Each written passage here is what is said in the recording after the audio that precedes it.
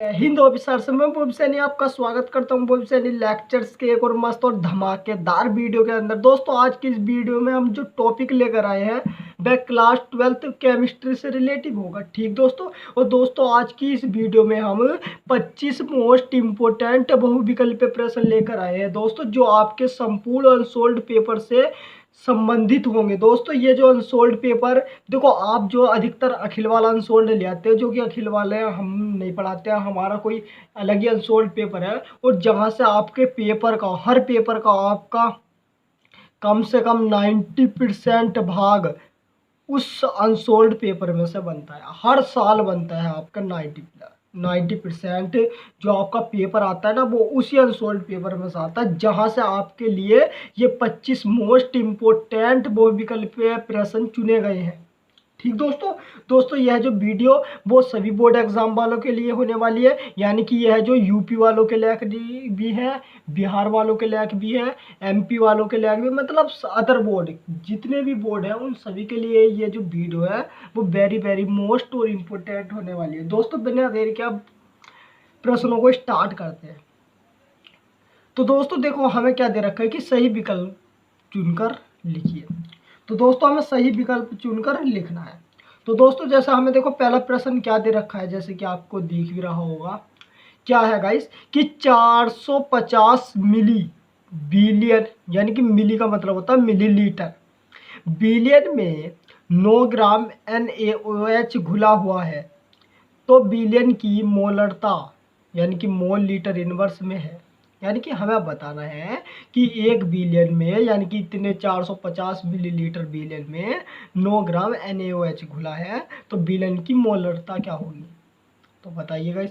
तो देखो गाइस, मोलरता का एक सूत्र होता है, मोलरता एक मिनट, मोलरता कैपिटल है कि विलय की मोल। अब विलय देखो, बिलियन के अंदर क्या घुला है, NaOH, तो NaOH होगा विलय। अब विलय का सूत्र आपको पता होना चाहिए। विलय क्या होता है, भार बटे अणुभार। तो भार कितना देखो गाइस 9 है, और अणुभार NaOH का अणुभार होता है गाइस 39। तो ये हो गया, तो कितना हो गया गाइस 9 बटे का 39 और अपोन 450। और देखो मिलीलीटर को लीटर में बना लेंगे, तो लीटर में बनाने के लिए गाइस क्या होगा, नीचे 1000 से भाग हो जाएगी। 1000 से भाग होने का मतलब क्या है कि ऊपर जाएगा, ये इसके साथ जाएगा गाइस। तो 9 गुणा 1000 और अपोन 39 और गुणा कितना आ गया गाइस हमारा 450। ओके ठीक दोस्तों।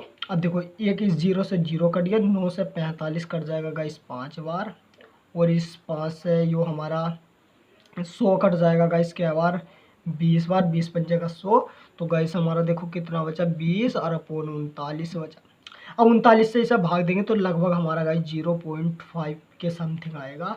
तो देख लो 0.5 किस ऑप्शन में, हाँ। तो गाइस ऑप्शन नंबर जो बी होगा हमारा सही ऑप्शन हो जाएगा, यानी कि ऑप्शन नंबर बी में हमारा 0.5 है। ठीक दोस्तों, तो दोस्तों मैं उम्मीद करता हूँ कि आपको ये पहला जो बहुविकल्प प्रश्न है वो अच्छी तरह समझ आ गया होगा। आपको मोलरता का सूत्र पता होना चाहिए, वैल्यू रखो और आंसर आ जाएगा बस।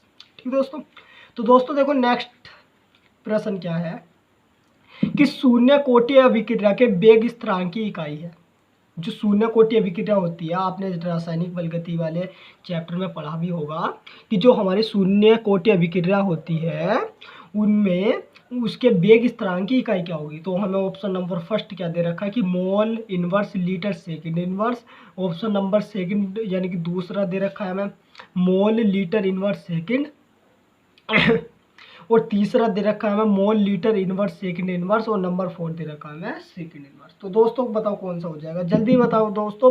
तो दोस्तों जो हमारा ऑप्शन नंबर सी है वो हमारा राइट ऑप्शन हो जाएगा, यानी कि mole litre inverse second inverse जो वो शून्य कोटि अभिक्रिया के वेग स्थिरांक की इकाई होती है। क्या कि अगर आपसे पूछा जाए पेपर में आएगा ये प्रश्न, यूँ नहीं कि नहीं आने का, बिल्कुल आएगा। आपसे वो भी भाई आज वादा करता है, अगर आपके एग्जाम में ये प्रश्न नहीं आया तो बेकार। कि शून्य कोटि अभिक्रिया के वेग स्थिरांक की इकाई है, यो प्रश्न आपसे बनेगा। क्योंकि देखो गाइस यूपी बोर्ड में जो वे लगभग 4 सेट पेपरों के बनते हैं, 4 सेट जो वो पेपरों के बनते हैं, तो उन 4 सेट में किसी ना किसी सेट में यह प्रश्न आपको देखने को अवश्य मिलेगा। तो क्या था, बस यही था कि शून्य कोटि अभिक्रिया के वेग स्थिरांक की इकाई है क्या, मोल लीटर सेकंड इनवर्स। ठीक दोस्तों, तो दोस्तों आप देखो नेक्स्ट प्रश्न की ओर चलते हैं। हाँ, तो नेक्स्ट प्रश्न क्या दे रखा है गाइस हमें कि गाटरमैन कोच अभिक्रिया द्वारा बेंजीन बनाता है, यानी कि जो गाटरमैन कोच अभिक्रिया होती है उसके द्वारा जो बेंजीन होता है वह गाइस क्या बनाता है। ऑप्शन नंबर फर्स्ट दे रखा है benzyl chloride, option number second दे रखा है guys benzaldehyde, option number three दे रखा है गाइस टॉवलिन, और ऑप्शन नंबर फोर हमें दे रखा है कोई अभिक्रिया नहीं होती है। तो जो गाटरमैन कोच अभिक्रिया द्वारा बेंजीन जो वो गैस क्या बनाता है, बेंजाल्डेहाइड बनाता है, बेंजाल्डेहाइड बनाता है। ये आपको ध्यान रखना है क्योंकि ये जो सभी प्रश्न जो वे वेरी वेरी मोस्ट और इम्पोर्टेंट है। कोई सा प्रश्न ऐसा नहीं है कि जो आपके लिए बिल्कुल थोड़ा बहुत ही मोस्ट है, लगभग सभी, लगभग नहीं सभी पेपरों में आए हुए हैं और सभी आपके बोर्ड एग्जाम 2024 के लिए वेरी वेरी मोस्ट और इम्पोर्टेंट होने वाले हैं। ठीक दोस्तों, अब देखो हमें नेक्स्ट प्रश्न नंबर 4 क्या दे रखा है कि कार्बिल अमीन अभिक्रिया नहीं होती है। देखो चार ऑप्शन दे रखे हैं कि क्या है कि कार्बिल अमीन अभिक्रिया नहीं देती है, यानी कि इन चार ऑप्शन में कोई एक ऐसा ऐसा ऑप्शन है जो कार्बिल अमीन अभिक्रिया नहीं देती है। देखो ऑप्शन नंबर फर्स्ट हमें दे रखा है कि CH3 CH2NH2, option number second दे रखा है CH3NH2, ऑप्शन नंबर थर्ड दे रखा है CH3NH3, ऑप्शन नंबर फोर्थ दे रखा है CH6H5NH2।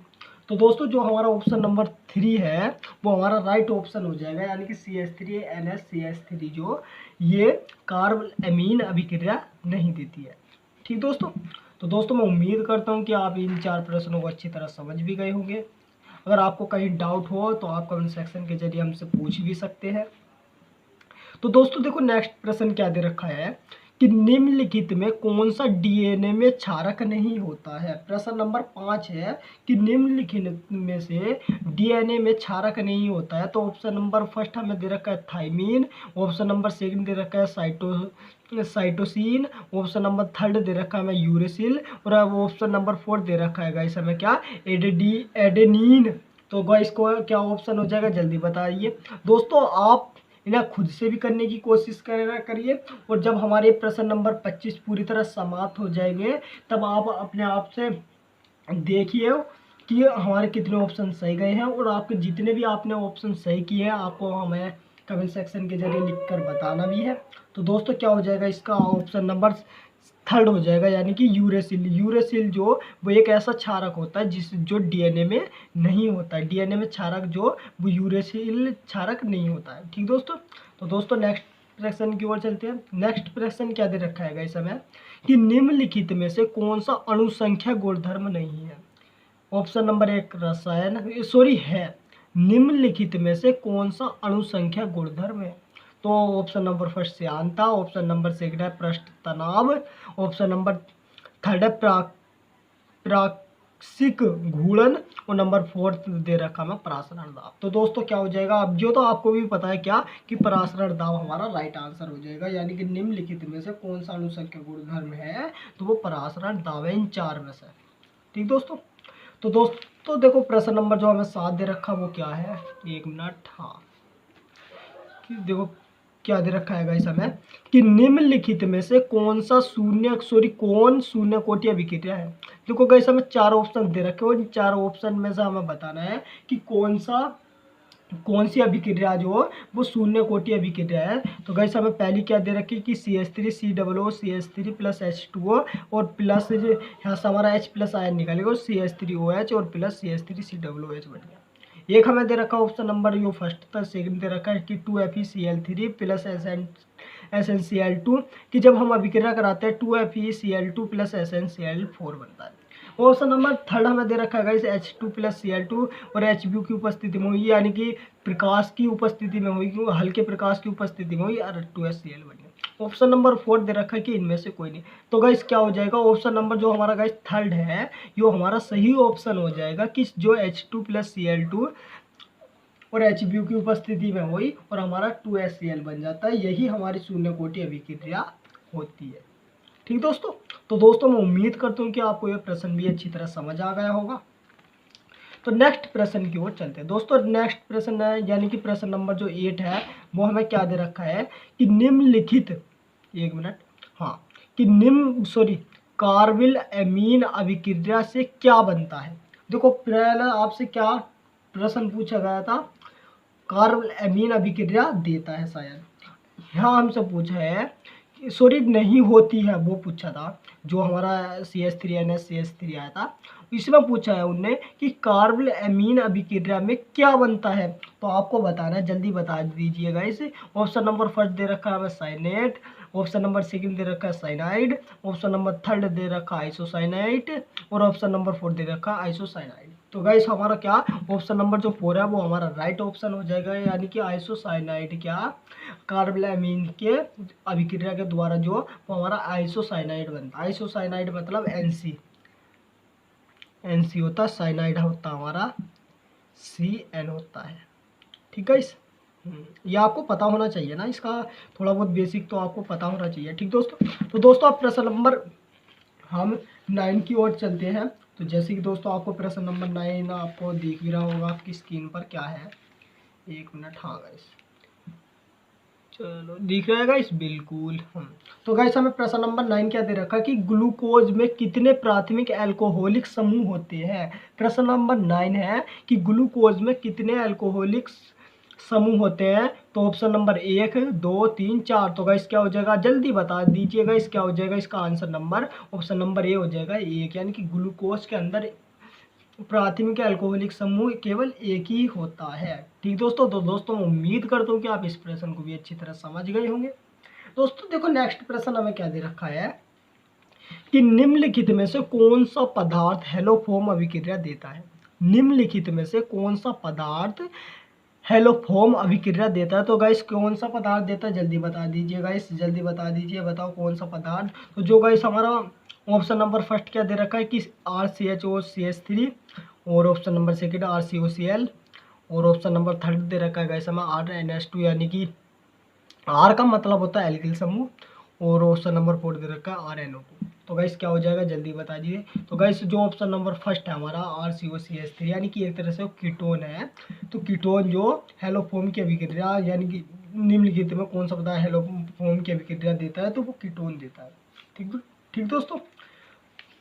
अब दोस्तों देखो नेक्स्ट प्रश्न क्या है, हाँ, तो नेक्स्ट प्रश्न क्या है दोस्तों हमारा कि निम्नलिखित में से 0.1 मोलर जलीय विलयन का हिमांक होता है। इतने मोल होगा जो भी हो, बताओ तो किसका होता है कि निम्नलिखित में से किस 0.1 मोल जलीय विलयन का हिमांक न्यूनतम होता है, किसका होता है। इन 4 ऑप्शन में हिमांक न्यूनतम, तो नो ऑप्शन नंबर हमें फर्स्ट दे रखा है कि सोडियम क्लोराइड का, ऑप्शन नंबर सेकंड दे रखा है हमें यूरिया का, ऑप्शन नंबर थर्ड दे रखा है हमें पोटेशियम सल्फेट का, ऑप्शन नंबर 4 दे रखा है ग्लूकोज का। तो गाइस कौन सा ऑप्शन नंबर जो हमारा 3 होगा वो हमारा राइट ऑप्शन हो जाएगा कि पोटेशियम जो सल्फेट होता है ना, इसका ही जलीय विलयन में 0.1 मोलर हिमांक न्यूनतम होता है, इसका पोटेशियम सल्फेट का। ठीक दोस्तों, तो दोस्तों मैं उम्मीद करता हूँ कि आपको यह प्रश्न भी अच्छी तरह समझ आ गया होगा। तो नेक्स्ट प्रश्न की ओर चलते हैं। नेक्स्ट प्रश्न क्या दे रखा है गाइस हमें, ये देखो दोस्तों आज हमने कम्युनिटी पोस्ट पे भी डाला था। ये प्रश्न क्या था कि वेग स्थिरांक का ताप बढ़ने पर यह क्या होता बढ़ता है। वेग स्थिरांक का ताप बढ़ने पर यह भी क्या होगा, बढ़ेगा। तो गाइस यो मैंने आपको कम्युनिटी पोस्ट पर डाल दिया था, तो आप वहाँ भी देख सकते हैं इसे। ठीक दोस्तों, तो दोस्तों प्रश्न नंबर 13 हमें क्या दे रखा है कि निम्न में से कौन मोनोसेकेराइड है। इन 4 ऑप्शन दे रखे हैं हमें और इन 4 ऑप्शन में से बताना है कि हमें कौन सा जो वो मोनोसेकेराइड है ना। Option number first lactose, option number second है स्टार्च, ऑप्शन नंबर थर्ड है माल्टोस और ऑप्शन नंबर 4 है फ्रैक्टोज। तो गाइस कौन सा हो जाएगा, ऑप्शन नंबर जो हमारा 4 है जो हमारा राइट ऑप्शन हो जाएगा, यानी कि जो फ्रैक्टोज है वो मोनोसेकेराइड है, मोनोसेकेराइड होता है हमारा फ्रैक्टोज। ठीक दोस्तों, तो दोस्तों देखो नेक्स्ट प्रश्न नंबर हमें जो 14 दे रखा वो क्या है कि एमाइड का एमीन में परिवर्तन, एमाइड का एमीन में परिवर्तन निम्नलिखित में से किस अभिक्रिया द्वारा किया जाता है, क्या है कि एमाइड का एमीन में परिवर्तन निम्नलिखित में से किस अभिक्रिया द्वारा किया जाता है। तो दोस्तों जो होफमैन ब्रोमाइड अभिक्रिया होती है ना, होफमैन ब्रोमेमाइड अभिक्रिया होती है, इसके द्वारा एमाइड का एमीन में परिवर्तन किया जाता है। ठीक दोस्तों, तो दोस्तों मैं उम्मीद करता हूँ कि आपको यह भी प्रश्न अच्छी तरह समझ आ गया होगा। तो दोस्तों नेक्स्ट प्रश्न की ओर चलते हैं। देखो नेक्स्ट प्रश्न हमें क्या दे रखा है, देखो समझो क्या है कि शुद्ध जल की मोलरता का मान होता है। तो गाइस क्या होता है 55.6 या 50, 35 या 5.5। तो गाइस क्या हो जाएगा, ऑप्शन नंबर फर्स्ट हमारा इसका राइट ऑप्शन हो जाएगा, यानी कि जो शुद्ध जल की मोलरता का जो मान होता है वो 55.6 होता है। ठीक दोस्तों, चलिए तो दोस्तों प्रश्न नंबर हमें जो 16 दे रखा वो क्या है कि दूध में पाई जाने वाली शर्करा। दूध होता है, देखो दूध तो आप सभी पीते होंगे भी, कि दूध के अंदर कौन सी शर्करा पाई जाती है। तो ऑप्शन नंबर फर्स्ट हमें दे रखा है guys maltose, option number second दे रखा है हमें guys fructose, option number third हमें जो दे रखा है वो लैक्टोज, ऑप्शन नंबर 4 दे रखा है हमें गाइस सेलुलोज। तो गाइस जल्दी बता दीजिए कि क्या ऑप्शन आपका सही हो जाएगा। तो जो दूध है उसके अंदर कौन सी शर्करा पाई जाती है गाइस, लैक्टोज पाई जाती है। दूध के अंदर पाई जाने वाली जो गाइस शर्करा होती है वो लैक्टोज होती है। ठीक दोस्तों, चलो अब दोस्तों प्रश्न नंबर हम 17 की ओर चलते हैं। दोस्तों टेंशन मत लीजिए, एक बार फिर से जब हम क्लास को एंड करते हैं तो उससे पहले हम आपको पूरे जितने भी मतलब हमने आपको टॉपिक कराए हैं सारों को एक बार रिवीजन कराते हैं, ये तो हमारी आदत है पहले। तो दोस्तों अगर अभी तक आपने वीडियो को लाइक करके चैनल को सब्सक्राइब वगैरह ना किया तो देखो अवश्य कर ले। ठीक दोस्तों, हाँ तो दोस्तों चलो प्रश्न नंबर 17 की ओर चलते हैं। क्या दे रखा है हमें कि एनिलीन के ब्रोमोमिनन से प्राप्त होता है, एनिलीन के ब्रोमीनन से प्राप्त होता है। तो ऑप्शन नंबर फर्स्ट हमें क्या दे रखा है कि monobromo aniline, option number second दे रखा है हमें गाइस क्या है कि benzene nitrile, option number third दे रखा है कि हमें एस्ट्राई ब्रोमो एनिलीन दे रखा है, ऑप्शन नंबर गाइस हमें जो फोर्थ दे रखा है वो क्या है कि बेंजीन आइसोसाइनाइट्राइल।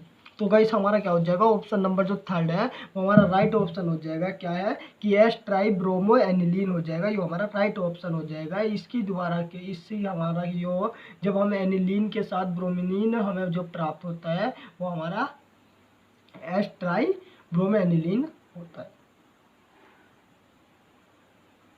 ठीक दोस्तों, तो दोस्तों मैं उम्मीद करता हूँ कि आपको यह प्रश्न भी अच्छी तरह समझ आ गया होगा। तो दोस्तों नेक्स्ट प्रश्न की ओर चलते हैं, प्रश्न नंबर 18 की ओर अब हम चलते हैं।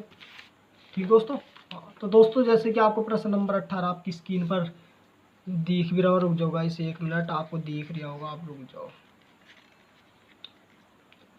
1 मिनट। जी गाइस अब आपको बिल्कुल दिख भी रहा होगा आपकी स्क्रीन पर प्रश्न क्या है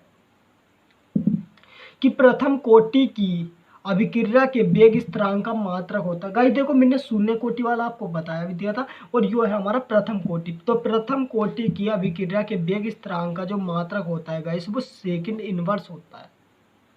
प्रथम कोटि की अभिक्रिया के वेग स्थिरांक का गाइस जो मात्रक होता है वो हमारा सेकंड इनवर्स होता है।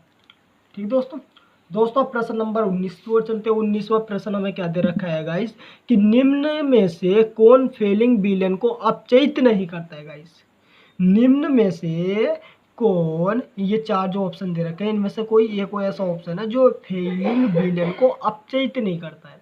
तो ऑप्शन नंबर फर्स्ट दे रखा है हमें HCOOH, ऑप्शन नंबर सेकंड दे रखा है CH3COOH, ऑप्शन नंबर थर्ड दे रखा है SCHO और ऑप्शन नंबर 4 दे रखा है CH3CHO। तो गाइस बताओ जल्दी क्या ऑप्शन हो जाएगा। तो गाइस जो हमारा ऑप्शन नंबर सेकंड है वो हमारा राइट ऑप्शन हो जाएगा, यानी कि CH3COOH जो वो इधर राइट ऑप्शन हो जाएगा। यही होता है जो फेलिंग विलेन को अपचयित नहीं करता, बाकी जो 3 ऑप्शन है ये हमारा अपचयित कर देता है। ठीक दोस्तों, तो दोस्तों मैं उम्मीद करता हूँ कि आपको यह प्रश्न भी अच्छी तरह समझ आ गया होगा। तो दोस्तों नेक्स्ट प्रश्न की ओर चलते हैं। देखो नेक्स्ट प्रश्न हमें क्या दे रखा है कि सभी शर्कराओं में सबसे मीठी शर्करा होती है। देखो सभी शर्कराओं के अंतर्गत सबसे मीठी शर्करा होती है गाइस, और उस शर्करा का नाम बताना है आपको क्या होती है। तो ऑप्शन नंबर फर्स्ट हमें दे रखा है guys glucose, option number second हमें दे रखा है guys sucrose, option number third दे रखा है गाइस फ्रैक्टोज, ऑप्शन नंबर 4 दे रखा है माल्टोज। तो गाइस जल्दी बता दीजिए कि कौन सा ऑप्शन हो जाएगा। तो गाइस जो हमारा ऑप्शन नंबर थर्ड है वो हमारा राइट ऑप्शन हो जाएगा। क्या है कि सभी शर्कराओं में सबसे मीठी शर्करा जो वो फ्रैक्टोज होती है। ठीक दोस्तों, तो दोस्तों मैं उम्मीद करता हूँ कि आप इस प्रश्न को भी अच्छी तरह समझ गए होंगे और आपके डाउट वगैरह अच्छी तरह क्लियर हो गए। ठीक दोस्तों। तो दोस्तों देखो हमें नेक्स्ट प्रश्न क्या दे रखा है, प्रश्न नंबर 22, सॉरी 22 नहीं है, प्रश्न नंबर पहले 21 होगा, कोई बात नहीं। 21वां क्या है कि एमाइडो से एमीन बनाने में प्रयुक्त अभिकर्मक। दोस्तों देखो ये जो प्रश्न है वो इस बार यूपी बोर्ड केमिस्ट्री के पेपर में आया था, क्योंकि हमने भी इसी बार केमिस्ट्री का पेपर दिए थे। तो गाइस ये आपका जो हमारे पेपर में आया था, तो इसका राइट जो ऑप्शन है वो Br2KOH हो जाएगा, यानी कि एमाइडो से एमीन बनाने में जो प्रयुक्त अभिकर्मक होता है ना वो हमारा Br2KOH होता है। क्या होता है गाइस, Br2KOH होता है। अभी देखो गाइस हम इन्हें, तो आपको जब हम इनका अभी रिवीजन कराएंगे तो क्या धांसू तरीके से कराएंगे, अभी देखते रहो। ऑप्शन नंबर गाइस हमें जो, सॉरी प्रश्न नंबर जो हमें 22 दे रखा वो क्या है कि सबसे अधिक क्षारकीय एमीन है, सबसे अधिक क्षारकीय एमीन को इसमें होता है। देखो 4 ऑप्शन दे रखे हैं, तो आपको बताना है कि सबसे अधिक जो क्षारकीय एमीन वो किसके अंतर्गत होता है। ऑप्शन नंबर फर्स्ट हमें दे रखा है C2H5NH2, ऑप्शन नंबर सेकंड हमें दे रखा है CH3 ऑप्शन नंबर थर्ड दे रखा है हमें गाइस CH3NH2, और ऑप्शन नंबर 4 हमें जो दे रखा है वो C2H5NH दे रखा है। तो गाइस ऑप्शन नंबर जो हमारा 4 है वो इधर राइट ऑप्शन हो जाएगा, यानी कि सबसे अधिक जो क्षारकीय एमीन होता है वो C2H5 और NH होता है। ठीक है, ठीक दोस्तों। तो दोस्तों मैं उम्मीद करता हूँ कि आपको यह भी प्रश्न जो अच्छी तरह समझ आ गया होगा। ठीक दोस्तों। तो दोस्तों हमें प्रश्न नंबर जो 23 हमें वो क्या दे रखा है कि एक्सोकोकार्बिक अम्ल का नाम होता है। एक्सोकार्बिक अम्ल का जो नाम होता है वो किसका होता है गाइस, विटामिन सी का होता है। विटामिन सी का जो नाम अम्ल का नाम होता है वो यह आपसे पूछा जाए कि एक्सोकार्बिक अम्ल नाम है तो वो विटामिन सी का है। ठीक दोस्तों। चलो दोस्तों हमें देखो नेक्स्ट प्रश्न क्या दे रखा है कि PCl3 जब जल से अभिक्रिया करके क्या बनाता है। देखो जो PCl3 है, देखो इधर समझो, PCl3 यहाँ समझो, देखो गाइस 3 जब ये गाइस हमारे H2O के साथ अभिक्रिया करेगा तो हमारा गाइस क्या बनाएगा, जल्दी बता दीजिए गाइस क्या बनाएगा, जल्दी जल्दी बता दो गाइस क्या बनेगा, जल्दी, वेरी गुड, जल्दी बता दीजिए गाइस। हाँ तो गाइस देखो क्या बनेगा, तो गाइस हमारा बनेगा, एक तो हमारा बनेगा गाइस H3PO3 बनेगा, प्लस हमारा गाइस कितना बनेगा 3HCl बन के तैयार हो जाता है। मतलब गाइस हमारा H3PO3 बनता है। तो देखो किस ऑप्शन में है, ऑप्शन नंबर जो गाइस हमारा सेकंड में क्या है कि H3PO3, यानी कि हमारा राइट ऑप्शन हो जाएगा, यानी कि जो PCl3 जब जल से अभिक्रिया करके H3PO3 बनाता है और प्लस HCl बनाता है। ठीक दोस्तों। तो दोस्तों मैं उम्मीद करता हूँ कि आप इस प्रश्न को भी अच्छी तरह समझ गए होंगे। तो दोस्तों हमें देखो नेक्स्ट प्रश्न दे रखा है अब जब प्रश्न नंबर जो हमारा 25 है, यानी कि आज की वीडियो का लास्ट प्रश्न है, वो क्या है कि हिमांक का जो अवनमन है वो समानुपाती होता है। दोस्तों आप इस सवाल का आंसर जल्दी से जल्दी बताइए कि जो हिमांक होता है, हिमांक का जो अवनमन है वो किसके समानुपाती होता है। ऑप्शन नंबर हमें फर्स्ट दे रखा है कि बिलियन के मोल अंश के, ऑप्शन नंबर सेकंड हमें दे रखा है बिलियन की मोलरता के, और ऑप्शन नंबर थर्ड दे रखा है बिलियन की मोलरता के, और ऑप्शन नंबर 4 दे रखा है विलायक की मोलरता के। तो दोस्तों बताओ जल्दी क्या हो जाएगा इसका। तो गाइस 25वें का जो राइट ऑप्शन है ऑप्शन नंबर थर्ड हो जाएगा, यानी कि बिलियन की मोलरता के समानुपाती होता है हमारा हिमांक का अवनमन। तो दोस्तों मैं उम्मीद करता हूँ कि आपको यह वीडियो जो पूरी तरह समझ आ गई होगी, आपको किसी भी प्रश्न में कोई डाउट नहीं रहा होगा। तो दोस्तों एक बार मैं फिर से इसका रिवीजन करा देता हूँ, फिर आज की क्लास को समाप्त करते हैं। देखो रिवीजन कोई टीचर आपको नहीं कराता है, परंतु मेरा मकसद है आपको एकदम बेसिक से पढ़ाना और टॉपिक का रिवीजन कराना। तो दोस्तों बिना देरी आप देखो रिवीजन करा देता हूँ मैं एक बार एकदम तेज स्पीड के साथ। तो दोस्तों देखो हमें सबसे पहला हमें क्या दे रखा था कि हमें सही विकल्प को चुनकर लिखना है। दोस्तों ये जो सभी प्रश्न है वो आपके जो एग्ज़ाम है, जब आप केमिस्ट्री का पेपर दोगे तो वे कम से कम 10 नंबर में आपसे पूछे जाएंगे, यानी कि ये 25 प्रश्न आपके लिए 10 नंबर का इजाफा करके लेकर आए हैं, जो कि आपके लिए मोस्ट और इम्पोर्टेंट है। ठीक दोस्तों। तो दोस्तों हमें पहला प्रश्न क्या दे रखा था कि 400 मिलीलीटर बिलियन में 9 ग्राम NaH जब घुला हुआ है तो बिलियन की मोलरता जो वो मोल लीटर इनवर्स में क्या हो जाएगी, तो गाइस 0.0 5 हमारी हो जाएगी। ठीक दोस्तों, फिर हमें क्या प्रश्न नंबर जो हमें सेकंड था वो क्या था कि शून्य कोटि अभिक्रिया के वेग स्थिरांक की इकाई क्या होती है। तो गाइस क्या होती है, जो शून्य कोटि अभिक्रिया का जो वेग स्थिरांक होता है ना, उसकी इकाई जो वो मोल लीटर सेकंड इनवर्स होती है। क्या होती है, मोल लीटर सेकंड इनवर्स होती है। ठीक दोस्तों, फिर हमें नेक्स्ट प्रश्न क्या दिया था कि गाटरमैन कोच अभिक्रिया द्वारा क्या बनता है। दोस्तों आप इसका हमारे साथ रिवीजन भी कर लीजिए। तो क्या है कि गाटरमैन कोच अभिक्रिया द्वारा जो बेंजीन है वो बेंज एल्डिहाइड बनाता है। क्या बनाता है गाइस, बेंज एल्डिहाइड बनाता है। उसके बाद गाइस हमें प्रश्न नंबर 4 दे रखा था, वो क्या था कि कार्बोनिल अमीन अभिक्रिया नहीं देती है। तो जो CH3NH होती है ये हमारी कार्बोनिल अमीन अभिक्रिया नहीं देती है। ठीक दोस्तों, उसके बाद गाइस हमें प्रश्न नंबर 5 हमें क्या दे रखा था कि निम्नलिखित में से कौन सा DNA में क्षारक नहीं होता है। तो दोस्तों जो हमारा यूरेसिल होता है ना, यूरेसिल, ये हमारा DNA के अंदर क्षारक नहीं होता है। ठीक दोस्तों, उसके बाद हमें प्रश्न नंबर 6 क्या दे रखा था कि निम्नलिखित में से कौन सा अनुसंख्यक गुणधर्म है। तो गाइस जो प्रसरण दाब है ये हमारा अनुसंख्यक गुणधर्म है। ठीक दोस्तों, उसके बाद हमें नेक्स्ट प्रश्न क्या था कि निम्नलिखित में से कौन शून्य कोटि अभिक्रिया है। तो गाइस H2Cl2 जो वो हमारी क्या है, शून्य कोटि अभिक्रिया है। दोस्तों यो जो इस बार दो बोर्ड एग्जाम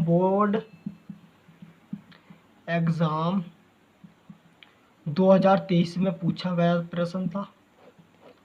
ठीक, तो देखो हमने जब पेपर दिए थे तो हमारे में आया था, तो मैंने तो इसका ऑप्शन यही लगाया था, और अगर आपके में आ जाए तो आपको भी यही लगाना है। ठीक दोस्तों, उसके बाद हमें नेक्स्ट प्रश्न क्या दे रखा है कि कार्बोनिल अमीन अभिक्रिया से क्या बनता है गाइस। तो आइसोसाइनाइड बनता है। कार्बोनिल अमीन अभिक्रिया से जो वो हमारा क्या बनता है गाइस, आइसोसाइनाइड बनता है। क्या बनता है गाइस, आइसोसाइनाइड बनता है। उसके बाद गाइस हमें प्रश्न नंबर 9 क्या दे रखा था, क्या था प्रश्न नंबर 9 गाइस, हाँ तो क्या था गाइस, जो ग्लूकोज में कितने प्राथमिक अल्कोहलिक समूह होते हैं। तो ग्लूकोज में जो वन प्राथमिक अल्कोहलिक समूह होते हैं। उसके बाद हमें नेक्स्ट प्रश्न क्या था कि निम्नलिखित में से कौन सा पदार्थ हेलोफोम अभिक्रिया देता है। तो जो कीटोन होता है यानी कि RCHO3 जो है हमारा क्या हेलोफोम अभिक्रिया देता है। उसके बाद गाइस हमें नेक्स्ट प्रश्न क्या दे रखा है, प्रश्न नंबर जो हमारा 11 था, क्या है कि निम्न में से 0.1 मोल या मोलरता जलीय विलयन का हिमांक न्यूनतम होता है। 1 मोल जलीय विलयन का जो हिमांक वो न्यूनतम होता है वो किसका होता है, पोटेशियम सल्फेट का होता है गाइस। किसका होता है, पोटेशियम सल्फेट का होता है। उसके बाद गाइस हमें नेक्स्ट प्रश्न क्या है कि प्रश्न नंबर जो 12 कि वेग स्थिरांक का ताप बढ़ने पर क्या होता है। तो वेग स्थिरांक ताप बढ़ने पर क्या होता है गाइस, क्या होता है, बढ़ता है। वेग स्थिरांक जो वो ताप बढ़ने पर बढ़ता है। ठीक दोस्तों, फिर हमारा नेक्स्ट प्रश्न क्या था कि निम्न में से कौन मोनोसेकेराइड है। तो गाइस जो फ्रैक्टोज है ना, फ्रैक्टोज ये हमारा क्या है गाइस, मोनोसेकेराइड है। ठीक दोस्तों, तो उसके बाद हमें देखो नेक्स्ट प्रश्न क्या दे रखा है गाइस कि एमाइड का एमीन में परिवर्तन किसकी अभिक्रिया के द्वारा होता है गाइस। तो हार्मोन ब्रोमेमाइड अभिक्रिया के द्वारा जो होता है वो एमाइड जो वो एमीन में बदलता है। ठीक दोस्तों, उसके बाद गाइस हमें नेक्स्ट प्रश्न क्या दे रखा है, प्रश्न नंबर 15 कि शुद्ध जल की मोलरता का जो मान है वो गाइस कितना होता है, 55.6 होता है। शुद्ध जल की मोलरता का जो मान होता है वो 55.6 होता है। 55.6 इज द राइट आंसर। ठीक दोस्तों, इसके बाद दोस्तों में नेक्स्ट प्रश्न नंबर 16 क्या दे रखा है कि दूध में पाई जाने वाली शर्करा क्या है। गाइस दूध में जो पाई जाने वाली शर्करा वो लैक्टोज है। ठीक दोस्तों, उसके बाद दोस्तों में नेक्स्ट प्रश्न था, नेक्स्ट प्रश्न क्या था कि एनिलीन से ब्रोमेमिनन प्राप्त होता है वो एस ट्राइब्रोमो एनिलीन द्वारा प्राप्त होता है। एस ट्राइब्रोमो एनिलीन द्वारा प्राप्त होता है। ठीक दोस्तों, उसके बाद दोस्तों हमें नेक्स्ट प्रश्न की ओर चलते हैं। नेक्स्ट प्रश्न का देखो हमें क्या दे रखा था, नेक्स्ट प्रश्न क्या था, प्रश्न नंबर जो गाइस हमारा 18 था वो क्या था गाइस कि प्रथम कोटि की अभिक्रिया के वेग स्थिरांक का जो मात्रक वो क्या होता है गाइस, हमारा सेकंड इनवर्स होता है। उसके बाद हमें नेक्स्ट प्रश्न क्या था कि निम्नलिखित में से कौन सा फेलिंग विलयन को अपचयित नहीं करता है। तो जो CH3COOH होता है ये हमारा फेलिंग विलयन को अपचयित नहीं करता है गाइस। फिर हमें नेक्स्ट प्रश्न नंबर जो हमारा 20 था वो हमें क्या दे रखा था कि सभी शर्कराओं में सबसे मीठी जो शर्करा होती है गाइस फ्रैक्टोज जो वो सभी शर्कराओं में सबसे मीठी शर्करा होती है। ठीक दोस्तों, उसके बाद हमें नेक्स्ट प्रश्न क्या था कि एमाइडो से, यो भी गाइस इस बार पूछा गया था, बोर्ड एग्जाम 2023 के अंतर्गत पूछा गया था। जहां वो भैया ने पेपर दिए थे तो उस पेपर में तो आए थे ये 2-3 प्रश्न आए थे यहाँ से ही संबंधित। ठीक दोस्तों, तो हमारा क्या था कि सभी शर्कराओं में सबसे मीठी शर्करा हमारी फ्रैक्टोज थी। एमाइडो से एमीन बनाने में जो प्रयुक्त अभिकर्मक वो क्या था गाइस, हमारा Br2 या KOH था। फिर गाइस हमें नेक्स्ट प्रश्न क्या दे रखा है कि सबसे अधिक क्षार की अमीन होती है वो किसकी होती है गाइस, C2H5 का होल ट्वाइस NH की होती है।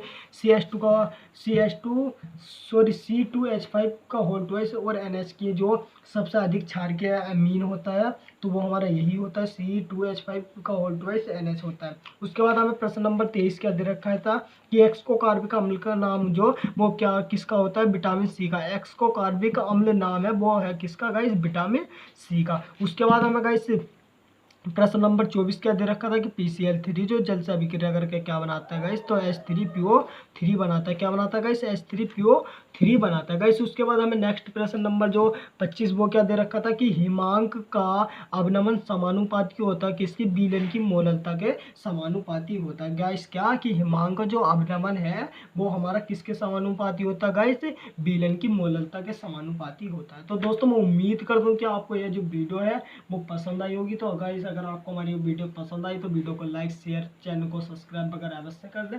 ठीक दोस्तों, तो दोस्तों बस आज की वीडियो में इतना ही, मिलते हैं अगली और ऐसी धमाकेदार वीडियो के साथ। तब तक के लिए गुड बाय।